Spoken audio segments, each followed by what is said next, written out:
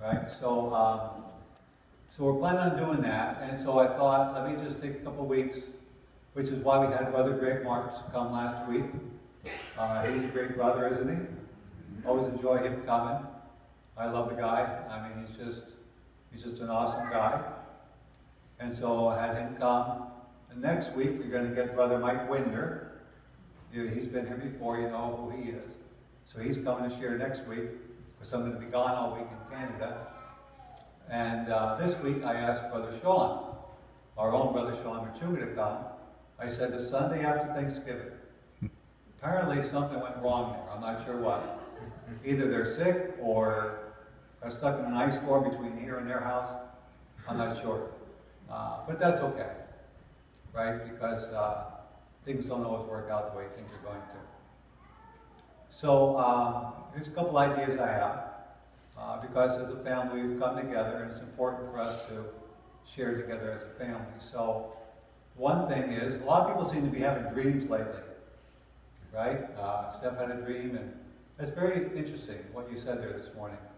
I think that definitely fits right in. God's doing something, right? God is good. At the same point, we know we have an enemy that's trying to work against us.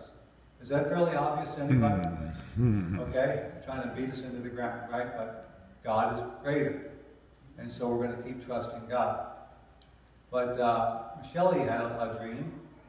And in her dream, she felt compelled to, knowing that I was leaving this next week, or our family's leaving this next week, to go up to Canada for this ministry, for you guys to pray for me again. So we're just going to gather and maybe ask 3 or 4 of you, or whoever, might want to pray, just to pray for me and the family, to pray for healing.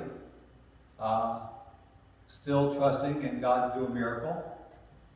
I've sensed lately, and you tell me if you sense anything different, people have been a little bit discouraged, right? When God doesn't answer our prayers the way we'd like Him to answer our prayers. Anybody ever get discouraged by that?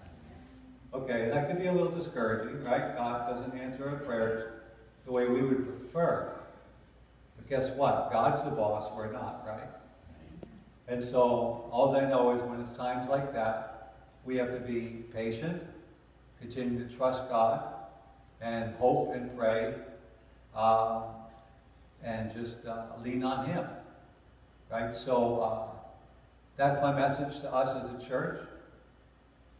When things aren't exactly like they're supposed to be, like if I was this very charismatic guy and I was up here jumping around and able to hoot and holler and do things like that, I might be able to attract a bigger crowd. If I taught people what they want to hear, we might be able to attract a bigger crowd. But as you know, I try to give you the Word of God very plainly, even if it's something we don't want to hear exactly, right? But what we most desperately need is to know the truth. But sometimes when we try to be true to God in that way, stick very close to the truth of the Word of God, and act like we're supposed to act, what ends up happening actually is it's not popular with everybody. Something we believe, right?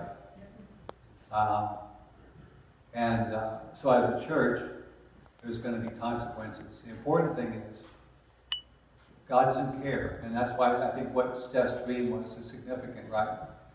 God doesn't care if there was just 5 people here. His Word actually says where 2 or 3 are gathered.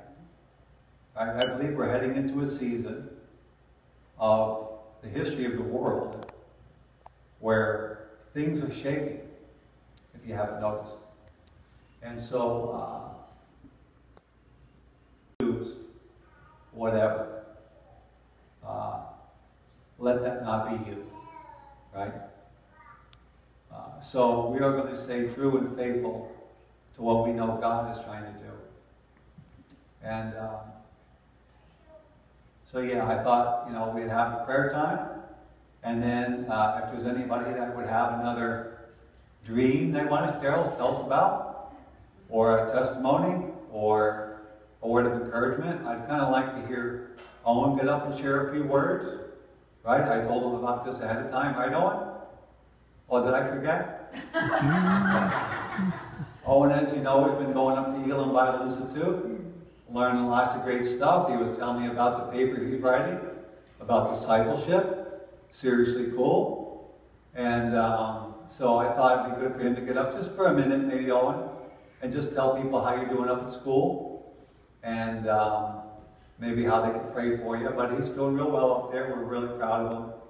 And so maybe he has a few words he wants to share about that, and maybe some encouragement for other young people to also consider going up to Elam. It's a great school. And so I have a lot of good things to say about them up there.